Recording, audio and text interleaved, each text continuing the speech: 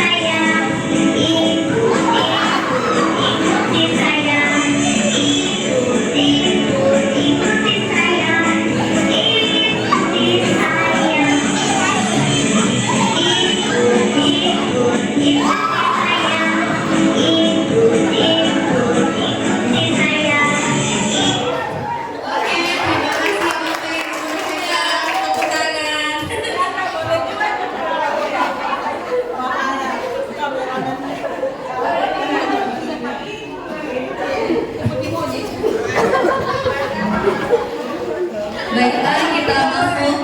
Bagaimana perasaannya Bapak Ibu? Ngantuknya hilang? Jadi nanti ice breaking ini boleh Bapak Ibu pakai di kelas saat pembelajaran. Mungkin Bapak Ibu masuknya jam siang, anak-anak sudah ngantuk, boleh Ibu aplikasikan ke kelas-kelas. Dan seperti ini juga pembelajaran mendalam ya Bapak Ibu. Jadi di pembelajaran mendalam itu harus menyenangkan, menggembirakan. Seperti itu. Baiklah, kita masuk ke materi. Pengertian dari kelola emosi. Kelola emosi adalah kemampuan untuk mengenali, memahami, mengatur, dan menyikapi perasaan diri sendiri secara sehat.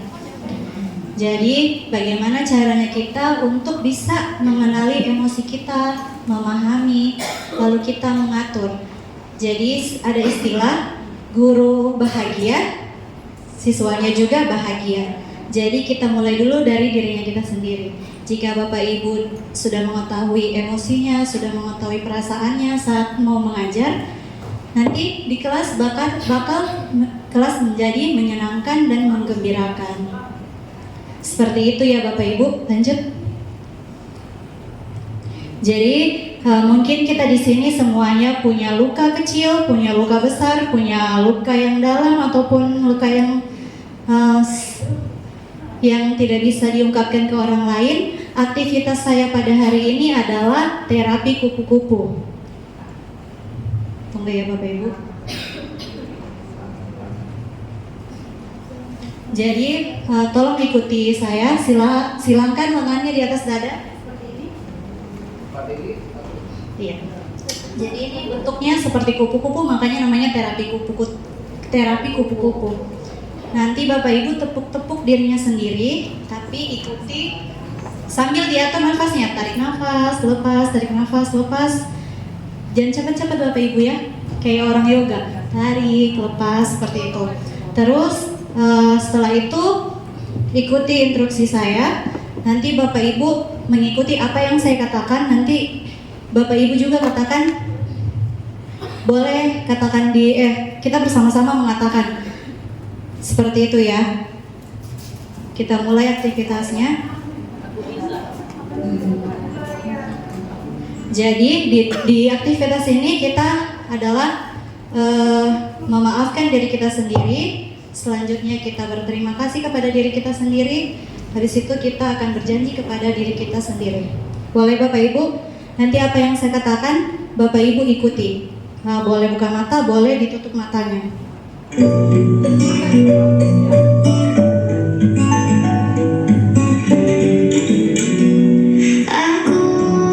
Boleh ditutup matanya Bapak Ibu. Wahai diri, boleh diikuti dalam hati atau dikeluarkan suaranya. Wahai diri, maafkanlah semua kesalahanku, baik di masa lampau maupun di masa sekarang. Wahai diri, terima kasih sudah bertahan sejauh ini. Wahai diri, terima kasih sudah berjuang.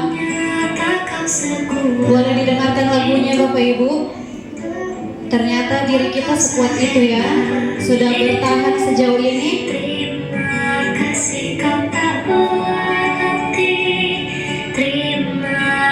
Wahai diri, terima kasih atas semua perjuanganmu. Maafkan atas semua kesalahan ini yang kurang mencintai diri sendiri. Maafkan semua luka-luka yang pernah ada, baik luka kecil maupun luka besar. Maafkanlah semua yang ada kesalahan dalam diri kita. Maafkan sedalam-dalamnya.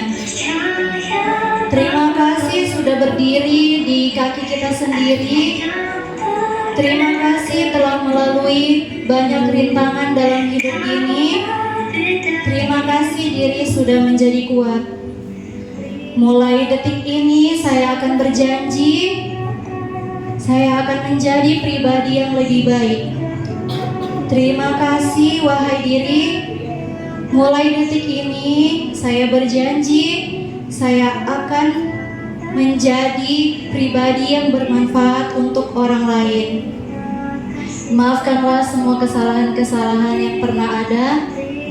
Mulai detik ini saya berjanji akan mencintai diriku sendiri sebelum saya mencintai orang lain. Terima kasih wahai diri sudah berjuang selama berpuluh-puluh tahun. Terima kasih wahai diri. Apapun yang terjadi pada dirimu, terima kasih atas semua perjuangan yang telah kau lalui.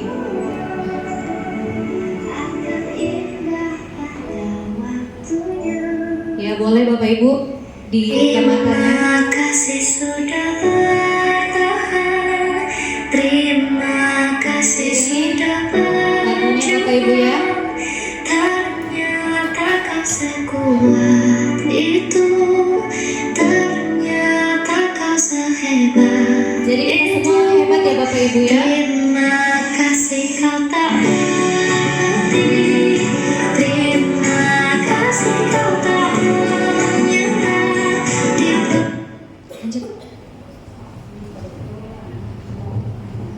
Jadi refleksinya, pertanyaannya Bapak Ibu, bagaimana perasaan Bapak atau Ibu sebelum dan setelah melakukan aktivitas ini?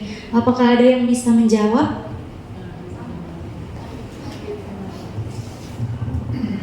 Ya, terima kasih. Wassalamualaikum warahmatullahi wabarakatuh. setelah mengikuti kegiatan ini, saya sangat berterima kasih, sangat bersyukur. Ternyata selama saya menjadi guru di sini, ternyata saya masih banyak kekurangan-kekurangan yang setelah saya alami selama ini. Dan hari ini saya sudah hampir berapa puluh tahun yang lalu di sini. Ya, tidak lama lagi mau pensiun. Ya, adik-adik sekalian yang masih muda-muda, lanjutkan perjuangan kami. Karena tantangan daripada pendidikan itu banyak sekali dan beragam sesuai dengan era teknologi kita yang semakin canggih ini. Dan kadang-kadang kita menghadapi siswa itu tantangannya sangat besar sesuai dengan zaman yang kita alami. Tidak sama dengan kami dulu bersekolah, di zaman itu belum ada teknologi. Jadi saya sebagai guru yang tidak hidup dan lahir di zaman itu, sekarang mengalami hal-hal seperti ini, otomatis saya juga menyesuaikan hal itu dan mengatasi hal itu sesuai dengan kondisi anak-anak hari ini. Terima kasih atas ilmu yang kami dapat untuk hari ini. Terima kasih semua. Assalamualaikum warahmatullahi wabarakatuh. Terima kasih atas jawabannya, Ibu. Pertanyaan kedua, apakah aktivitas kita tadi bisa diaplikasikan ke kehidupan kita sehari-hari? Contohnya saat Bapak Ibu lagi down, lagi stres, penuh tekanan, apakah itu bisa kita gunakan dalam kehidupannya kita? Dan apakah aktivitas tadi juga kita bisa gunakan saat kita di kelas mungkin untuk mengingatkan anak-anak lagi untuk mencintai dirinya? Ada yang bisa memberikan alasannya, Bapak Ibu? Ada? Oh, Pak Haji tadi. Ya, terima kasih atas kesempatan yang diberikan kepada saya. Sebenarnya Bu, kalau kita mau aplikasikan di dalam kelas, utamanya tadi yang menyanyi, mulai dari menyanyi ya di pertengahan ini. Utamanya dari menyanyi. Ya, mengingat di kelas itu Bu, sempit ruangan, jadi nggak bisa itu Bu diterapkan di kelas menyanyi itu, empat pilih-pilih itu. Ya, itu ya karena ruangannya sempit. Beda kalau kita pakai kursi cetos, itu bisa digunakan. Kecuali kursi cetos yang dipakai, yang ada mejanya itu. Ya, kemudian yang kedua,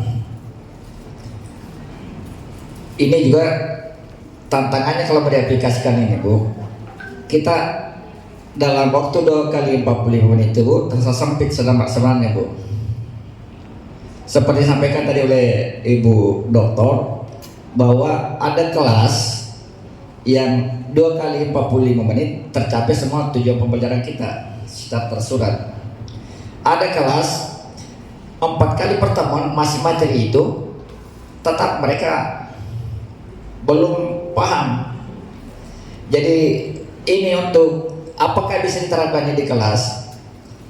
Ya, saya rasa kurang tepat Bu diterapkan di kelas. Kalaupun bisa, ya seperti tadi, dengan situasi dan kondisi yang harus kita lihat.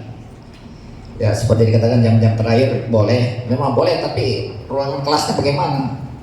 Kalau pakai meja sempit sekali bagian depan itu, ya. Kemudian kalau dia pakai kursi cetos seperti waktu saya di Donggala, kursi cetos jadi gampang diseret, gampang digeser, ya, meluas ruangan seperti ini. Di sini kalau kita mau berdiskusi, itu makan waktu saja, itu mengatur kelompok juga itu terlalu banyak makan waktu. Saya rasa itu Bu, kesimpulan yang saya sampaikan, bahwa tergantung dari situasi di kelas, kemudian kelas lain bagaimana kita hadapi, tapi khusus untuk SMK 3 ini belum bisa kita terapkan apa yang kita terapkan tadi ini, waktunya dan menyanyi itu. Terima kasih.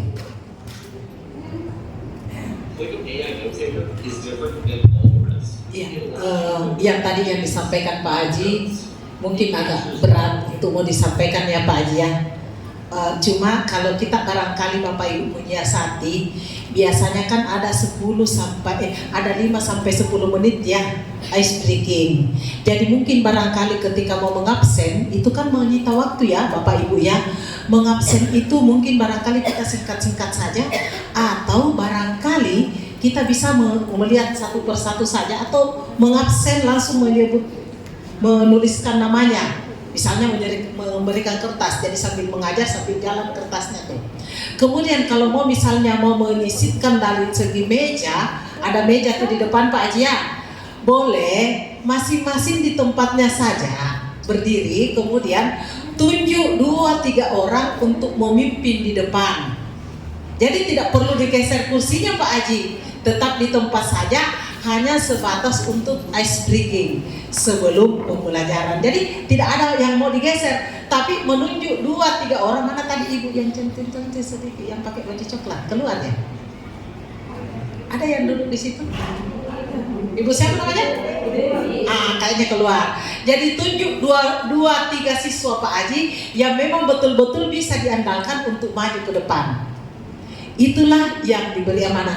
Jangan lupa Pak Haji, kalau mungkin Pak Haji tidak bisa masuk, kalau saya barangkali mungkin ikut di dalamnya, ikut menyanyi saya di dalamnya. Meskipun sebenarnya saya tidak tahu joget Pak Haji, tapi paling tidak berputar tangan saya dan mengikuti irama. Seperti itu barangkali Pak Haji untuk solusinya. Memang sih ada meja begini, saya tahu kalau di kelas itu ada meja begini yang saling, tidak usah digeser. 2 orang di depan, 3 orang. Ayo teman-teman sekalian, sebelum kita memulai pembelajaran hari ini, baik teman-teman kita ice breaking dulu ya. Kita mulai menyanyi 1, 2, 3. Boleh ikut gaya saya? Mungkin barangkali Pak Haji seperti itu saja. Mungkin barangkali 5 menit sudah cukup. Oke, sudah refresh kembali. Sebelum kita memasuki pembelajaran, kita berdoa dulu. Sudah masuk pembelajaran Pak Haji. Saya yakin dan percaya kalau kita bisa siasati. Absen itu penting, tetapi absen itu kita bisa siasati, karena mengabsen itu menyita waktu kurang lebih 5 sampai 7 menit. Apalagi kalau siswanya sekitar 40 orang. Caranya adalah edar kertas, tuliskan nanti namanya masing-masing yang hadir. Setelah itu suruh bagi, menghitung sebelum tutup kelas, menghitung 1 sampai 10. Kalau misalnya absennya 46, baru di absen hanya 40 orang, berarti ada yang bohong. Itu cukup ya Pak Haji ya? Oke, terima kasih. Silakan kalau ada lagi yang ingin bertanya.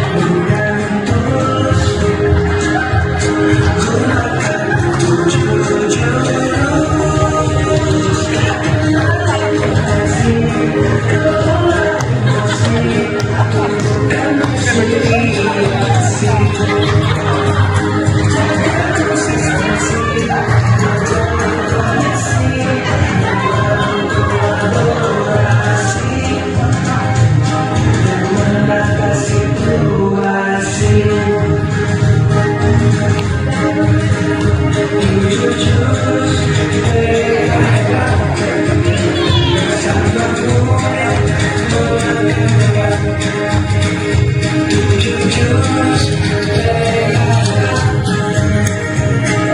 Jangan ku ingat